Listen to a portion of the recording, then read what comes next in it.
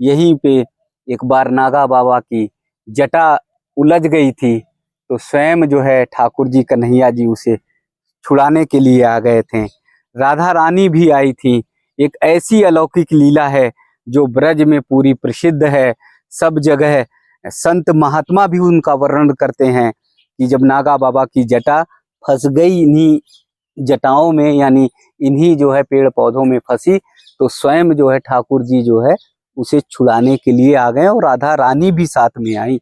आज आप सबको दर्शन कराते हैं, आज आप सबको अलौकिक लीला का दिव्य दर्शन अंतर मन से होगा, जहां पर नागा बाबा की जटाओं को सुलझाने के लिए स्वयं हमारे ठाकुर जी राधा रानी दौड़ पड़ी। तो आइए चलते हैं उस स्थान पर, उस स्थल पर जहां पर नागा बाबा जी की समाधि स्थल है।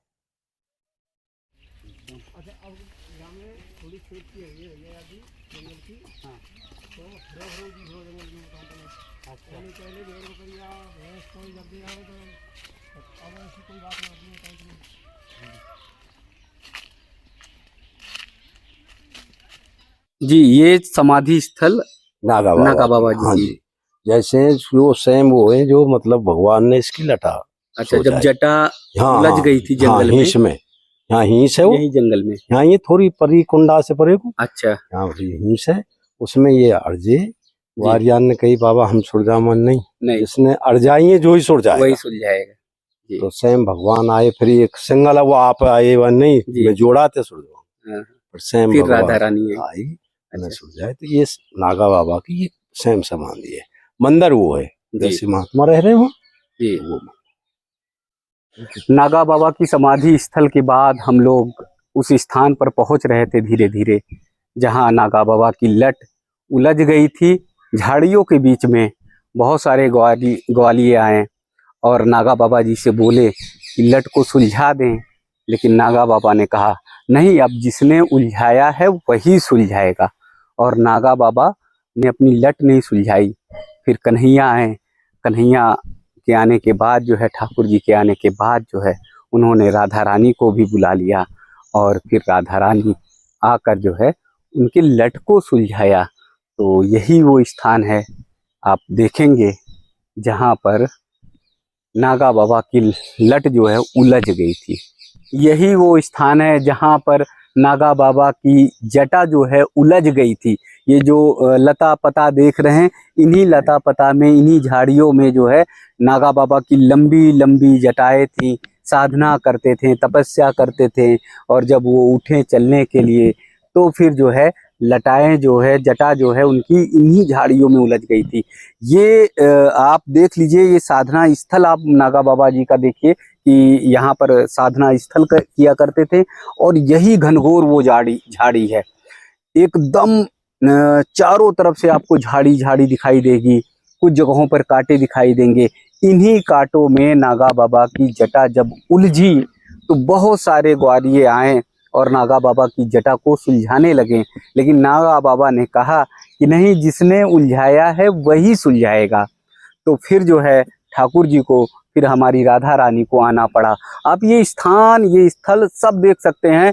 यहाँ नित्य विहार करते हैं, नित्य जो है ठाकुर जी राधा रानी का दर्शन होता है। इस स्थल को छूने के बाद, इस स्थान को स्मरण करने के बाद तो आपका जीवन बहुत पावन धन्य हो जाएगा, क्योंकि बहुत सारी लीलाएं आपने ब्रज में सुनी तो होंगी, बहुत सारी लीलाओं के बारे में आपने देखा होगा, जाना होगा। यहीं पर जो है साक्षात ठाकुर जी को आना पड़ा, और ये स्थल है जहाँ पर धुनी रमाते थे नागा बाबा जी, जहाँ पर जो है नागा बाबा जी आते थे और अपनी त्याग और तपस्या में लीन हो जाते थे।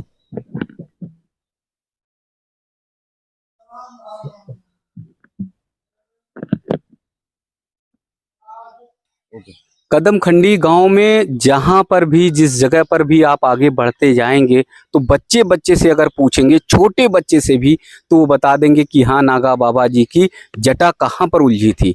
बहुत सारे गांव के लोग भी हैं, उनकी कथा से, कहानी से जुड़े हुए हैं, बचपन से ये बताते हैं कि वही कथा सुनते आ रहे हैं, उनके माता पिताजी ने, परिवार के लोगों ने बताया, और आज जो है अलौकिक दर्शन करते हैं। जी, क्या नाम है? मेरा? जी जी, पवन। पवन जी, कौन सा गाँव है आपका? नंगला नारायण। जी जी जी, हाँ क्या? तो महाराज यहाँ पर इस झाड़ी, ये झाड़ी है वो जी जिसमें लटा अर्जी है नागा बाबा की। जी तो यहाँ पर ग्वालिया रूप में आए ठाकुर जी, जी, उन्होंने भी मना कर दिया, मना कर दिया सुलझाने की बोले उन्होंने, जिसने अलझाई वही आकर जाएगा। जी फिर आइए श्री जी और जी कन्हैया जी दोनों जुगल जोड़ी सरकार आए हैं, जी, भोजन लेके ने भी जी, और फिर सुलझाए हैं महाराज।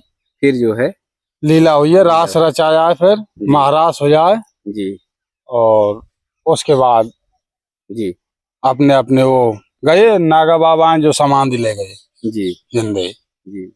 जी जीवन मतलब शरीर जो है समाधि ले ली। हाँ, शरीर से समाधि ले ली जीवन। अब तो मेरे जीवन का पूरा वो हो गया, पूरा आनंद हो गया, राधा रानी का दर्शन हो गया, ठाकुर जी का दर्शन हो गया। तो अब तो जीवन की कोई इच्छा बची ही नहीं, कोई इच्छा ही नहीं बची महाराज। और फिर जीवन जीते जी समाधि में चले गए महाराज जी।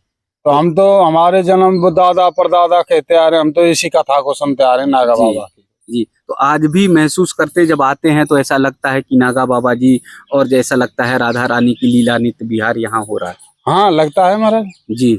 हमें भी 20-25 साल का अनुभव जी देखा है। यहाँ आज भी ठाकुर जी रास रचाते हैं डेली जी, पर डे रास करते हैं यहाँ पर जी। और अब ये शाम, अब भादो मेला आने वाला है जी, अब तो महारास होगा ही होगा, आप ही ठाकुर आएंगे करने के लिए यहाँ पर जी। तो आज भी गांव के लोग ये बता रहे हैं कि अगर आप सच्चे मन से आएंगे तो यहाँ पर राधा रानी ठाकुर जी के महारास की लीला का आत्मिक जो है दर्शन आप सबको होगा।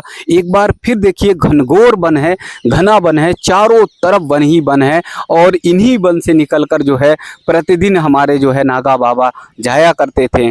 और जब जटा उनकी, और प्रतिदिन जैसे गांव के पवन जी बता रहे हैं कि प्रतिदिन 84 कोशीय परिक्रमा भी लगाया करते थे।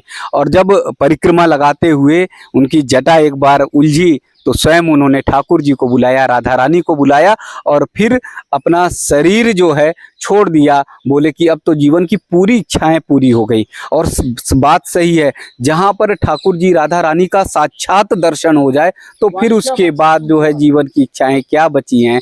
तो ये सब एक एक कण, एक एक लता और पता, एक एक स्थल, एक एक स्थान, सारे जो है ये सब ठाकुर जी की लीलाओं से भरा हुआ है।